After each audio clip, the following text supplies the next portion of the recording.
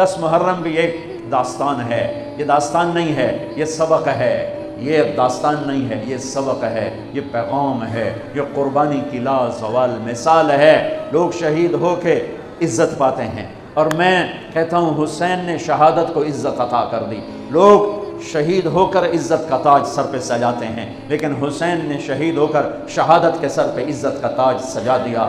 لوگ قربان ہو کر بڑے بنتے ہیں، اور حسین نے قربان ہو کر قربانی کو بڑا بنا دیا۔ لوگ اللہ کے نام پہ لٹ کر پٹ کر مٹ کر وہ کامیابی کے ترانے، کامیابی کے زینے طے کرتے ہیں، اور حسین نے لٹ کر پٹ کر مٹ کر اور اپنے آپ کو فنا کر کے کامیابی کو عزت کا مفہوم پہنا دیا، عزت کا لباس پہنا دیا۔ اس لیے تو میں اپنی طرف سے لفاظی نہیں کر رہا ہوں، میرے نبی نے کہا جنت کے سردار ہیں حسن اور حسین۔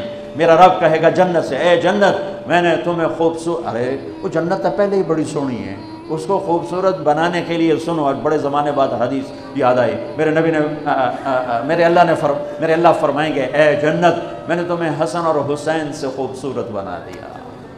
شہادت کو حسین نے خوبصورت بنایا، قربانی کو آل رسول نے خوبصورت بنایا، کامیابی کو آل رسول نے مفہوم پہنایا، اللہ کے نام پر مر مٹنے کے لازوال معنی سمجھائے، اللہ کو پا لینے کے لیے کیا کہاں تک جایا جا سکتا ہے کر کے دکھایا، اللہ کو پا کر سب کچھ کھو کر کیا کیا جا سکتا ہے، کربلا وہ پیغام ہے۔ یہ صرف 10 دن کے لیے رونے دھونے کا پیغام، بے شک حسین کے لیے رونا بھی سنت۔ ہر شے کو بدعت نہ بناؤ۔ ام سلمہ سے آپ نے فرمایا ام سلمہ آج ایک فرشتہ ملنے آ رہا ہے، بہت خاص، کسی کو اندر نہیں آنے دینا۔ حضرت ام سلمہ پیرے پہ کھڑی ہو گئی، تھوڑی دیر میں حسین آ گئے، چھوٹے بچے معصوم ابھی اندر جانے لگے، انہوں نے روک دیا، وہ رونے لگے، وہ روئے تو انہوں نے چھوڑ دیا۔ تھوڑی دیر کے بعد اندر سے میرے نبی کے زور زور سے رونے کی آواز آئی، زور زور سے رونے کی آواز آئی۔ ام سلمہ رہ نہ سکی، بھاگ کے اندر گئیں، تو آپ نے کیا دیکھا؟ آپ نے حسین کو یوں سینے سے چمٹایا ہوا تھا اور ایسے ہل کے رو رہے تھے، ایسے بلک سسک کے رو رہے تھے، اور آپ کے آنسو آپ کے رخسار اور داڑھی پر اتر کر رہے تھے، اور آپ نے یوں بھینچا ہوا ایسے دبایا ہوا تھا۔ تو حضرت ام سلمہ نے کہا میرے ماں باپ قربان یا رسول اللہ، کیا ہوا؟ آپ ایسے تڑپ کے کیوں رو رہے ہیں؟ تو آپ نے روتی آواز میں کہا، بہتے آنسوؤں کے ساتھ، کپاتے بدن کے ساتھ، کہ ام سلمہ یہ فرشتہ جو مجھے ملنے آیا تھا یہ میرے بچے کو دیکھ کر کہہ رہا ہے کہ آپ کی امت اس بچے کو قتل کر دے گی، اور جہاں اس کا خون گرے گا وہ مٹی مجھے دکھائی ہے اس نے، کہ میں اس لیے اس پہ رو رہا ہوں۔ ابھی تو وہ شہید نہیں ہوئے اور رویا جا رہا ہے، تو ہم تو ان کی شہادت پہ روتے ہیں بھائی، ہم تو ان کی شہادت پہ روتے ہیں، اور یہ قیامت تک روتے رہے گی دنیا، قیامت۔ یہ اللہ کا نظام ہے، اس نے کربلا کے واقعے کو یوں کر دیا جیسے ہر سال آج ہی ہوا ہے، آج ہی حسین شہید ہو رہے ہیں، آج ہی عبداللہ کا سر کٹ رہا ہے، آج ہی زینب کی چادر کو پھاڑا جا رہا ہے، آج ہی لاشوں کو گھسیٹا جا رہا ہے۔ وہ میں حیران ہوتا ہوں، ٹیپو سلطان سرنگا پٹم میں شہید ہوئے، دشمن کون؟ انگریز، کون؟ کافر۔